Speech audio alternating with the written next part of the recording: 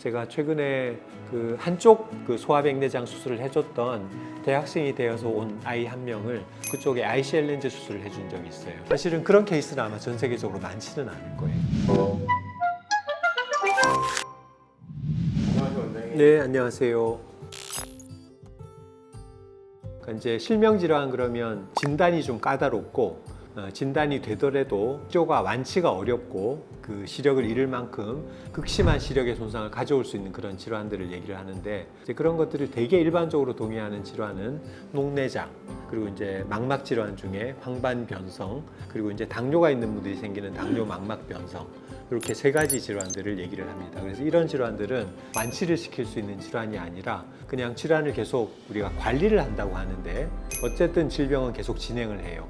그래서 진행을 무조건 늦춰서 살아있는 동안에 심각한 시력의 손실이 이루어지지 않도록 하는 게 이제 최선의 선택인 그런 질환들이고 그 세 가지 질환이 아마 3대 실명 질환이라고 얘기를 하면 맞을 것 같아요.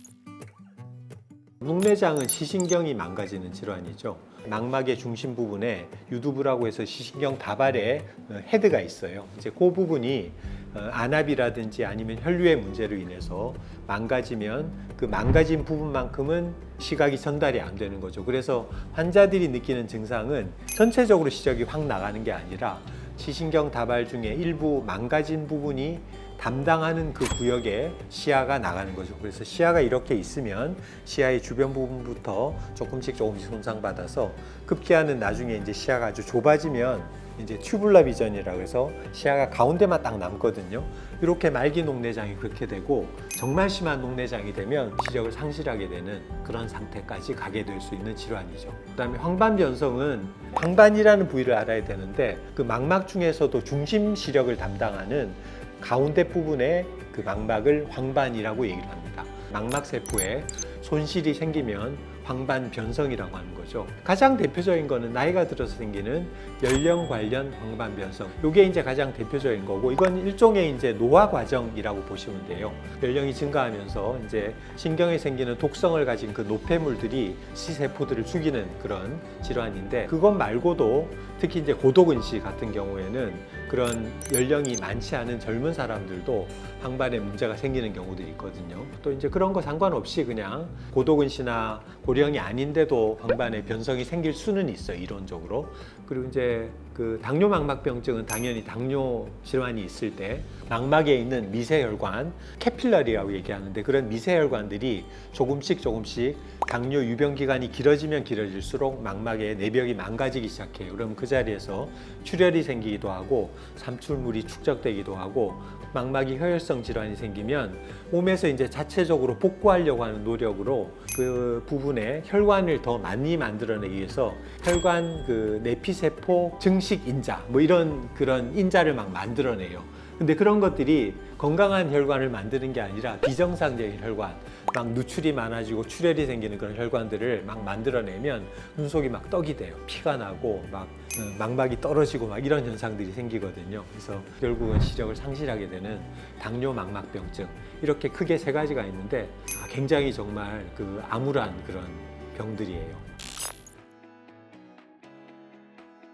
예를 들면 녹내장 같은 경우는 녹내장 전문가들한테 한번 의견을 구하긴 하지만 녹내장이 진단이 됐다고 하더라도 이 수술을 통해서 그 녹내장의 진행이 빨라지느냐 아니면 녹내장을 약물로 치료를 하고 있는데 그 치료가 어려워지느냐 이런 방해를 하게 되면 당연히 수술을 하면 안 되죠. 그렇지만 뭐 스마일이라든지 렌즈 삽입이 그런 수술은 아니거든요. 대개의 경우는 녹내장 치료하시는 분들이 그런 수술을 환자가 원할 때는 오케이를 해주는 경우가 많아요. 망막 질환 같은 경우는 조금 다를 수가 있는데 아까 제가 얘기드린 그런 황반변성이 있으면 이제 그 황반변성이 치료가 끝나고 나서 수술을 할 수 있을 거예요.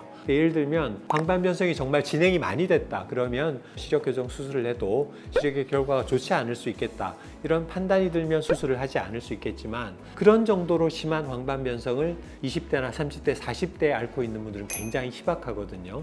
그래서 황반변성이 만약에 발견된다고 하면 우리가 치료를 통해서 빨리 치료를 할 수가 있는 경우들이 많기 때문에 치료를 하고 수술을 권하게 되고, 당뇨 망막병증도 마찬가지인데, 사실은 당뇨는 아시겠지만 일형 당뇨, 소아 당뇨가 있거나 인슐린이 선천적으로 좀 부족한 아이들, 그런 경우에도 관리가 잘 되고 있고 혈당 관리가 잘 되고 있고 망막에 다른 질환이 없다면 저는 수술하는 데는 뭐 문제가 없다고 생각합니다. 네. 그럼요. 네. 이제 요새 최근에 이제 하나 재미있는 일례로, 제가 삼성의료원에 교수로 있을 때 많이 했던 수술 중에 하나가 소아백내장 수술이었거든요. 제가 최근에 그 한쪽 그 소아백내장 수술을 해줬던 대학생이 되어서 온 아이 한 명을 그쪽에 ICL 렌즈 수술을 해준 적이 있어요. 사실은 그런 케이스는 아마 전 세계적으로 많지는 않을 거예요. 백내장 수술이 클린 서저리 깨끗하게 아주 수술이 잘 돼 있으면 뺏기가요, ICL 같은 것도 삽입해서 근시까지도 치료를 나중에 해줄 수 있다. 20년 지나서 다시 온다면 그렇죠, 그렇죠. 저를 찾아서 다시 온 거죠. 역시 내가 깔끔하게 했어. 내가 수술 참 잘했구나. 어떻게 알았어요? 내가 보면서 아, 내가 했지만 참 잘했다. 그래서 이제 우리가 시력 교정 수술할 때 좋은 결과를 얻기 위해서는 꼭 고려해야 될 것 중에 하나는, 혹시 이 환자가 동반된 다른 질환이 있지 않느냐에 대한 스크리닝이 되게 중요하거든요. 물론 그런 빈도는 높지 않지만 가끔씩 그런 걸 놓쳐서 나중에 추후에 문제가 되는 경우들도 있기 때문에, 이런 부분에 대한 정확한 사전 검증과 거기에 대한 대책을 마련하고 난 이후에 수술이 가능한지를 결정하는 게 중요하다. 다시 한번 말씀을 드리고 싶습니다. 감사합니다.